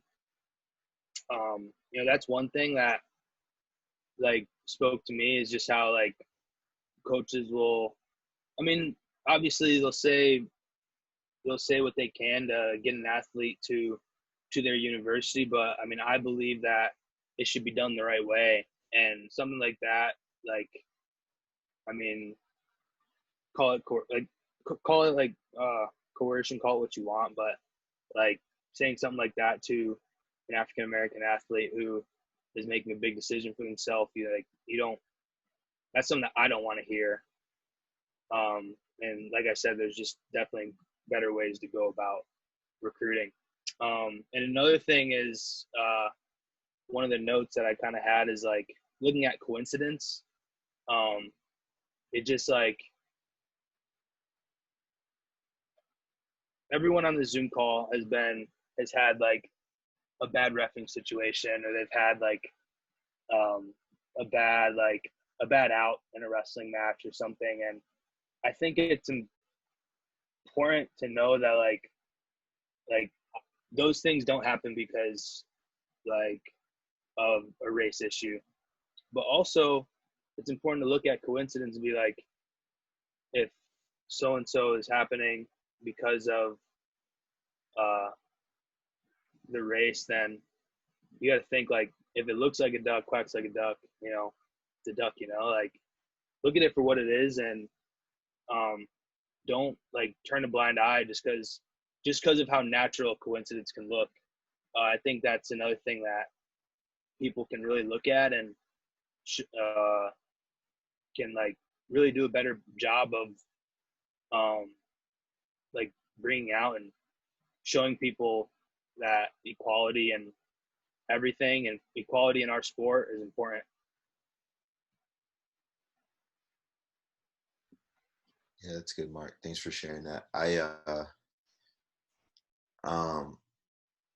Man, so I'm thinking about situations in which wrestlers that I've seen personally have been discriminated against. I think number one, kind of like we discussed a little bit earlier, was Kenny was the first Olympic champion. It's a coincidence, right, that Kenny was the first African-American Olympic champion in 1988. I was born in 1988. And so I think that's really special. But I also think about the fact that there was multiple world Olympic champions and Olympic medalists in that period of time, from, let's say, 1979 with Lee Kemp all the way through 2012 when I arrived on the scene. And so I'm thinking of guys like Lee Kemp, Kenny Monday, Nate Jackson, or Kevin Jackson, Nate Carr, Melvin Douglas, Townsend Saunders, Chris Campbell, all these amazing Black athletes that have been part of USA Wrestling and the wrestling landscape for such a long period of time. And I feel like those guys' stories have gone untold. When you hear about the wrestling Mount Rushmore, or guys that were the most influential guys in the sport, rarely do you hear one of their names mentioned. I think someone that was the first African-American Olympic champion in history should be on the Mount Rushmore no matter what. So I think that the history goes to the victors, right? And I think a lot of times that Black athletes traditionally are written out of history. And I also think that from a branding perspective, I was the very first African-American wrestler to have a wrestling shoe. It took all the way until 2012 to have a Black wrestler have a signature wrestling shoe, which is quite unbelievable to me, considering that there were many white athletes that were able to have wrestling shoes for a long period of time. Always thought athletics was a meritocracy, but now it's evident that it's more of a popularity contest. And in a predominantly white sport, the most popular wrestler is typically not going to look like us. And that's one thing that's been hard for me. That's one thing that's been hard for me. When we talk about representation, I've watched what Beat the Streets has had an opportunity to do all over the country, where they've really inspired the youth and urban cultures to get in the wrestling rooms and show them that you have an opportunity to be successful and to do great things and develop character and integrity and all of these virtues through the sport of wrestling. But I've also understood that a lot of these young wrestlers, they look up and they don't see a lot of people that look like them. So how can they remain transfixed? How can they remain inspired in the sport? I think we have to start telling our own stories, but we also have to have the resources and the companies that are willing to align with us. I think the number was, out of 60 national team members, we have 21 of Black or African-American descent. And I look at some wrestling companies that have rosters without an African-American on the entire roster. And for me, I'm looking at that where I'm like, okay, I look at all the guys of color in this sport that have done absolutely amazing things, really have stamped their position in the sport. And I really think that we need to get to a place where we can look at those guys and say, okay, this guy is deserving of a contract. This guy is deserving of a sponsorship, not because of his race, not because of his color, but really because of his accomplishments. And, you know, I look at the following that James and Jaden have been able to acquire over the last couple of years and the achievements that these guys have. I don't think those two are aligned. I don't think that these guys, according to their accomplishments, have the following that they deserve. And, you know, for me, I'm looking at it from my perspective, right? I've been immune to a lot of things because of the timing of the wrestling that I came into, where there were no heroes. There wasn't a guy winning medals perennially. And so it was a little bit of luck, a little bit of hard work, a lot of timing, a lot of opportunity. And so, right, I got all these cool things thrown my way, but there's no way that I should be the first. And there's definitely no way that I should be the only or the last. And I think that at this point in time, we really have to start standing up to what we believe in. Like, hey, listen, I deserve this. I'm fighting for this. I am equally as accomplished as my contemporaries and as my peers. I think I deserve this. And I think that we've always taken this poverty mindset where we're like, I don't know if these guys want me. I don't know if they want me to be a part of their team. I don't know if they're going to recognize me. I don't know if I deserve this, but I think we do. I think we do. And we have to speak from a position of power and excitement. But also, I think that the important thing for me is I just want us to be recognized. I just want all of us to be recognized. And that's really important for me. And so I think guys like Kenny Monday and Kevin Jackson, it's been way too long for these guys to be recognized amongst the greats in USA wrestling history. And so I think that's something that we can all do. We can all be in control of telling these guys' stories and how they were the first. They were the pioneers. They were the trailblazers. I didn't follow wrestling growing up. This was much before social media. There was no Twitter. There was no Instagram when I was a kid. And so all I had was the USA Wrestling magazine. And I didn't know who the heroes were. And most of the guys on the front page were the white guys. So as I got older, when I graduated and I started to really dig into the history of the sport and recognize who the heroes were, I saw a lot of guys that looked like me, and their stories were just never told. So I remember standing out in Belarus. Kenny, I'm sure you remember this, when we were in Belarus at camp right before London in 2012. And I just got an opportunity to rub shoulders with Kenny, and we sat down and we talked for hours, and he told me about his life story and everything that he had gone through. And I was just like, wow, like this is my idol. Like, this is an icon. This is someone that I aspire to be like. And I want more people to know that. Like, there were way more amazing Black wrestlers before JB. I don't want to be known as the first, right? I think these guys should be recognized, but we also want to inspire the next generation. So when we talk about just discrimination, period, I think from a storytelling perspective, from a branding perspective, from a marketing perspective, like, we are equally as deserving of resources. And not just me. I think we all have amazing stories. We all have charisma and personality and character. And we all are tremendous wrestlers and great athletes. So, and we're all thoughtful and intelligent. And I'm not trying to prove that to anyone, right? I'm not trying to convince anyone of that, but that's something that I know to be true. And so I just hope that moving forward, we can get to a place where people are willing to align with us, and they get excited about having us on our team. And I think we have amazing stories to share.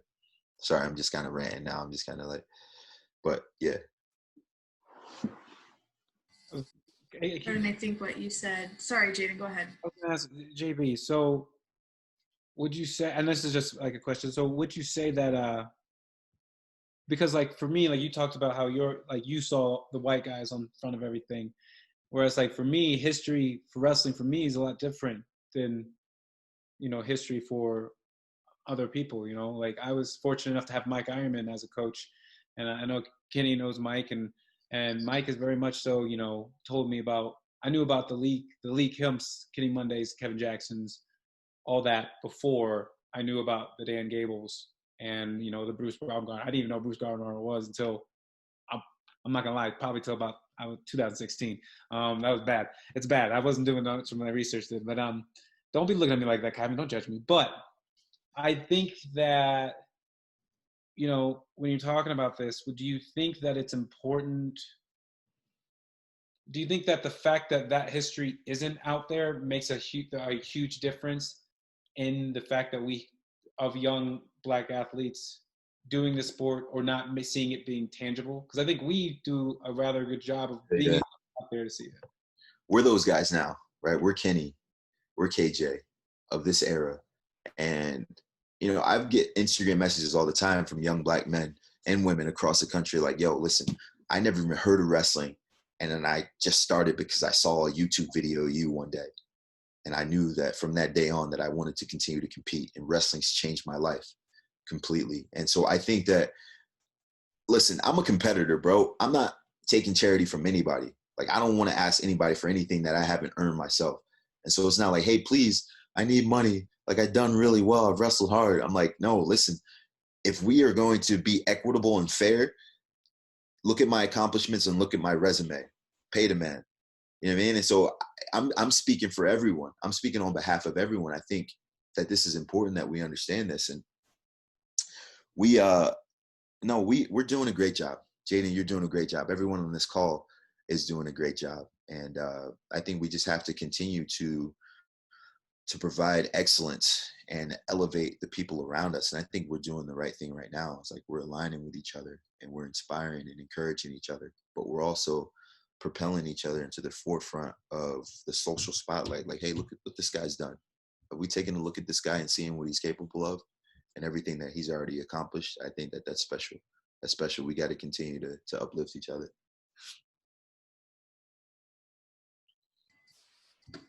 I think, Jordan, what you said a little earlier, just about how, these stories need to be told and these athletes need to be represented. I think that segues perfectly into the next question, which we're going to hand over to Coach Monday, is how can Black athletes get a more prominent voice in the wrestling world? What can they do to be better heard?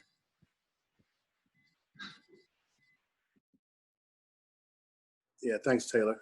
I think exactly what we're doing now. Speaking our truth, being out front, telling our stories. It's amazing when Jordan talked about, getting the first shoe, and of course, we've been on the right there on the borderline to getting one. I probably was real close to getting a shoe. Had a great relationship with ASICS, and so it just it was the timing of it, and it just quite didn't happen. but man, I fought so hard for you to get a shoe. I fought hard for Kerry to get a shoe. Remember that, Kerry? Remember that? Yeah, and you were right there too. But they were like, well, you got to win. You got to be Olympic champ. You got to be world champ. So I was fighting for Kerry. I was fighting for KJ. But I fought really, really hard for Jordan to get a shoe. And I had a great relationship with Bill Farrell and Nick Gallo. And so I'm like, man, if he wins, he needs to have a shoe. Right? And so I think we got to speak for each other. I think leadership matters. Leaders lead. I mean, I just love the guys that are on the circuit right now. And I've been watching these guys for a long time. I remember watching Mark back in the Tulsa Nationals when he was freaking 8 years old, man. The dude running around, couldn't even get in the stands, and just freaking, horsing people. I'm like, that kid's gonna be good. Like somebody brought me over here, but you got to watch this kid. You got to watch this kid, right? And so I've been a fan ever since, right? And so it's been amazing for me, to have a voice and talk. I remember talking to David Taylor's dad and how to manage a stud kid, and just managing a great kid's career. And so I've been around a long time. And you guys it's different though. It's a different world now, man. I didn't have this social media. I didn't have all that. We had to be there to actually see a match, or we had to talk to people up front, in person. You guys have got an incredible opportunity these days. I mean, everything is out there for you to see. I mean, you can watch every match, every wrestler, with media. I mean, with YouTube. I mean, everything is out there, right there for you. And so I just think, leaders have got to lead, right? And I'm all about leadership. I think USA Wrestling are the leaders, and they got to be better leaders. But we've got to push them. We got to push them. We got to push them to be better leaders. And so I'm all about that. But I think we've got to continue to be men of honor. You guys are great family men. I think it's the way that you compete on and off the mat, how you present yourself. I think it's important. But I think we got to tell our truth. We got to tell the truth. And I think when we see something that's unjust, when we see something like Floyd, in this situation, I think you got to speak out. You got to speak up and not be afraid. Be unapologetic about your truth. That's the way that we make change. Like I heard people say, if you want to change, you got to be the change. And so, but I love the fact that these guys they're stepping out and they're not afraid to speak. They're speaking up, and but you got to be champions on and off the mat. But I think that's a big part of getting our word out and really reaching the next generation. I think we got to reinvest in this next generation coming up. We got I think we've got to recruit. We got to go out and really try to recruit more, young black kids to get into the sport. And it's tough. Like when I first started wrestling, a lot of the kids in my neighborhood didn't wrestle. They all wanted to play football and basketball, right? So, man, why are you wrestling? Why are you wrestling? But I just love the sport, right? And I just fell in love with the sport early. And I was starting to win early. And I love the fact that it was an individual sport. And I can control my destiny, right? And so I think we got to tell our stories. We got to inspire these kids. I think, of course, when I won an Olympic gold medal, I still run into people today to say, man, I started wrestling because I saw you win a gold medal, right? And it's the same thing that you guys are going through now. I mean, there's people that follow Jordan and they start wrestling because of Jordan. Green is on the scene. Jaden, of course, and all you guys are bringing this next generation up, right? These guys are watching, and so I think, of course, winners win, man, and that when you win and when you're successful, people follow that.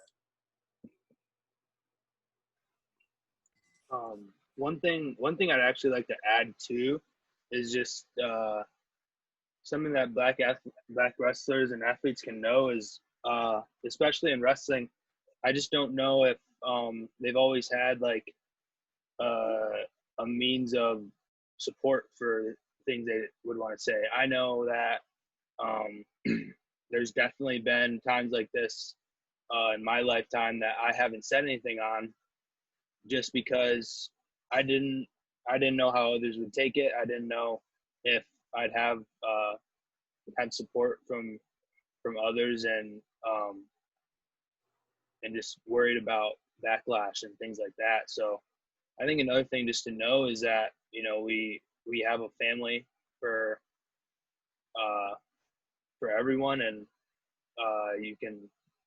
we believe that, you know, if you have a message that you want to deliver to people, then we want you to know that we want to see you do it the right way, and we want to see you do it the way that you want to do it.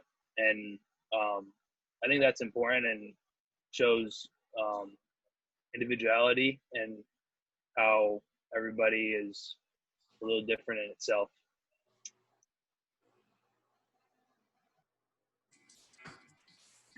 So I'll just wrap it up with this question, and feel free anybody to jump in if needed. But this one goes for Nate. What's the best way to educate the wrestling community about race, and what are ways that people can support? And Nate, I'd like you to touch on ways that they can support, maybe if they can't donate or if they can't go out and protest, things like that. What are some other ways that they can support? I don't know why everyone's laughing. What happened? Kyven's wife. My wife walked in the camera. You said 90 minutes. We done here. Let's go. So I think a way they can support is earlier I think I talked about like blocking out the world, like, or I heard somebody talk about blocking out the world with music. You know, guys, wrestlers, you know, we listen to music right before our matches so we can block out the world and get ready.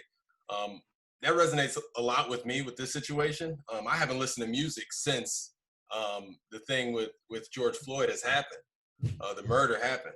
And it's like, I don't want to go numb, you know? So I think that's the biggest way that the wrestling community can help, is by not letting the conversation die down. Because I mean, honestly, we can't afford to, you know, for our voices to be suppressed, because people are dying. At the end of the day, people are dying. I think that our sport is great, but ultimately, like, if it remains unchanged, then, you know, the guys on this call, like, we're not really serving, you know, our purpose for having these experiences and being able to reach people. We need a voice. I mean, we need to be able to say who we are. And when someone is questioning who they are, like, we need to be the people that can directly relate to them. And I think that means that we have to be in a position of power that would give us the best shot at reaching these kids. Kenny was talking about how leaders lead. We need to lead in representation, right? We need to lead in creation and coming up with the creative solutions. We need to be on the forefront of all of this. We need to lead in our outreach efforts. We need to be the people who are reaching these kids when, you know, nobody else is. We can't be on the tail end of somebody else's thing. So I think that that's really important to everybody in this call. And I think we are really close and on the forefront of doing that.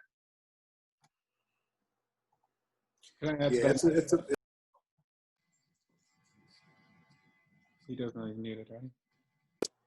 it's a marathon. I'm sorry. It's not a sprint. You know, it's a marathon.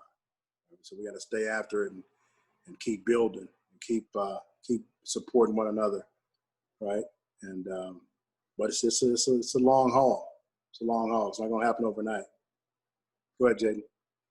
Well, I just wanted to say that in the midst of all of this, I'm grateful for this, but I guess it's more of something towards education, is just that don't forget who we are as men, as people that you've met, as the guys you've gone on the mat and wrestled, as the person that you come up and ask for the autograph, as the parents who you told your kids, like, hey, you know, you could do that one day, and we seem to be the guy that you pointed to.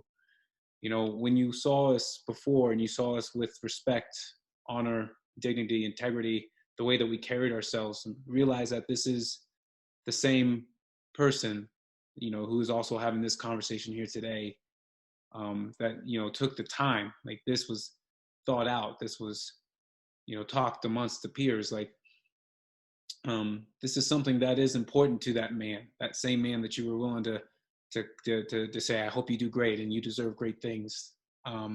This is the same person that, you know, that you just came up to and you looked up to. These are the same guys. So like, if that's the case, if you saw us with that, you see us with that much respect and realize that this is real.